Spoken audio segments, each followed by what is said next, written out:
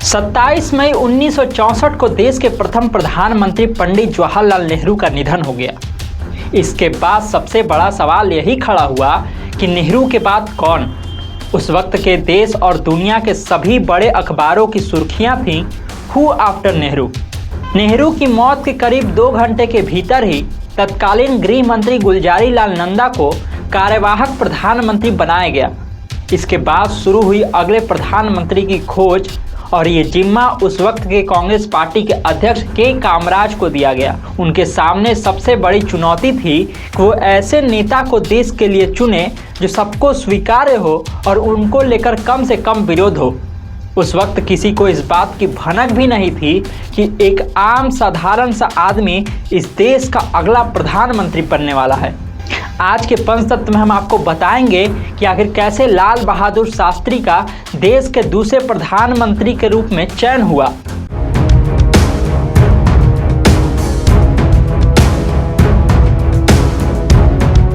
उन्नीस में जब नेहरू का निधन हुआ तब उसके बाद प्रधानमंत्री पद की दौड़ में लाल बहादुर शास्त्री और मोरारजी देसाई का नाम सबसे आगे था।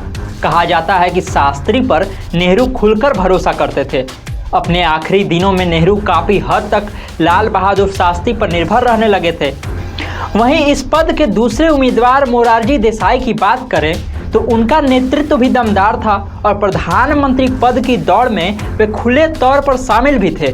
लेकिन जब के कामराज ने मोरारजी देसाई को लेकर पार्टी नेताओं से बात की तो ज़्यादातर नेता इससे सहमत नहीं दिखे। रामचंद्र गुहा ने अपनी किताब इंडिया आफ्टर नेहरू में लिखा है कि नेताओं से बातचीत के बाद जो बात सामने आ रही थी वो ये थी कि मोरारजी देसाई एक विवादास्पद पसंद हो सकते हैं, लेकिन उनके नाम पर आम सहमति नहीं बन पा रही थी। उनके आक्रामक रूप से काम करने और अपने मनमर्जी से फैसले लेने की आदत पर कुछ नेताओं को आपत्ति थी और ज़्यादातर नेताओं ने जिस नाम पर सहमति बनाई थी वो थे लाल बहादुर शास्त्री। वहीं अगर बात करें लाल बहादुर शास्त्री की तो शास्त्री अपने अलावा जयप्रकाश नारायण और इंदिरा गांधी को पीएम पद पर देखना चाहते थे। ऐसा दिवंगत पत्रकार कुलदीप नैयर ने लिखा है। नैयर ने न सिर्फ शास्त्री के साथ काम किया था बल्कि उन्हें बेहद करीबी से जानते भी थे। इतना ही नहीं, नैयर को उस वक्त कांग्रेस में शास्त्री का आदमी भी कहा जाता था। नेहरू की मौत के बाद कुलदीप नैयर ने लाल बहादुर शास्त्री से जब पूछा कि अब अगला प्रधानमंत्री कौन होगा तो उन्होंने जयप्रकाश और इंदिरा गांधी का नाम आगे बढ़ाया था। मोरारजी देसाई की दावेदारी पर उन्होंने कहा था कि मैं मोरारजी को हरा सकता हूं लेकिन इंदिरा को नहीं। कहाँ एक तरफ लाल बहादुर शास्त्री का मानना था कि प्रधानमंत्री पद का चुनाव आपसी सहमति से होना चाहिए तो वहीं दूसरी ओर मोरारजी देसाई किसी भी हाल में मानने को तैयार नहीं थे।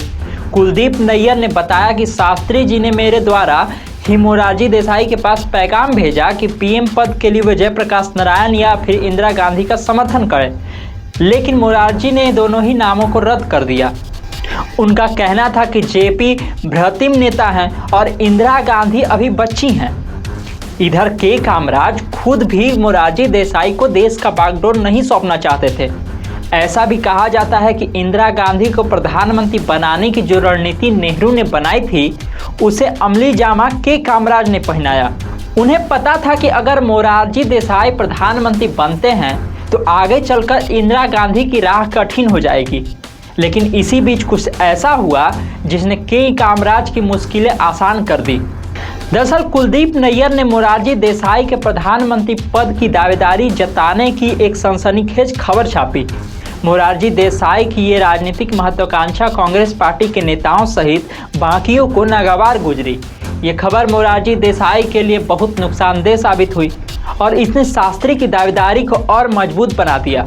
इतना ही नहीं, मोरारजी देसाई के समर्थकों ने तो ये दावा किया कि उस खबर की वजह से देसाई को 100 वोटों का नुकसान हुआ। हालांकि नैयर ने शास्त्री और देसाई दोनों को ही ये समझाने की कोशिश की थी कि वो खबर किसी को फायदा या नुकसान पहुंचाने के मकसद से नहीं लिखी गई थी। नैयर को इसका अंदाजा तब हुआ जब के कामराज ने संसद के अंदर उन्हें गले लगाकर धन्यवाद कहा। उसके बाद के कामराज ने बताया कि प्रधानमंत्री पद के लिए लाल बहादुर शास्त्री का चुनाव हुआ है। ऐसे तो प्रधानमंत्री पद के लिए शास्त्री का चुनाव हो चुका था, लेकिन ऐसा कहा जाता है कि कहीं ना कहीं नेहरू के दिमाग में उनके उत्तराधिकारी के तौर पर उनकी बेटी इंदिरा गांधी ही थी। ये बात लाल बहादुर शास्त्री ने कुलदीप नैयर से कही थी, जिसका जिक्र कुलदीप नैयर ने अपनी किताब बियॉन्ड द लाइन्स में किया है। उन्होंने लिखा कि एक बार फिर मैंने शास्त्री का मन टटोलते हुए पूछा था कि नेहरू का उत्तराधिकारी कौन होगा, तो शास्त्री ने कहा था कि नेहरू के दिल में तो उनकी सुपुत्री इंदिरा गांधी हैं, लेकिन यह आसान नहीं होगा। नैयर ने यह भी लिखा कि लाल बहादुर शास्त्री की तरफ से नेहरू का व्यवहार इंदिरा गांधी से प्रभावित था।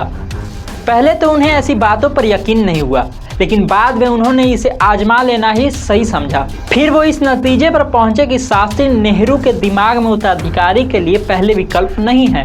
हालांकि नेहरू अपने निधन के पहले काफ़ी हद तक शास्त्री पर भरोसा जताने लगे थे, इसलिए उनके प्रधानमंत्री बनने से किसी को एतराज़ नहीं हुआ।